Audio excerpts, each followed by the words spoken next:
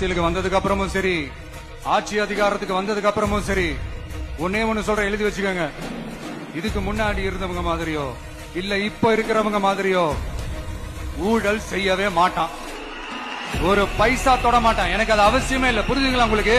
எனக்கு அதை தொட வேண்டிய அவசியமே இல்ல. ஒரு துளி ஊழல் கரை கூட படியவே படியாது, படியவும் விட மாட்டான்.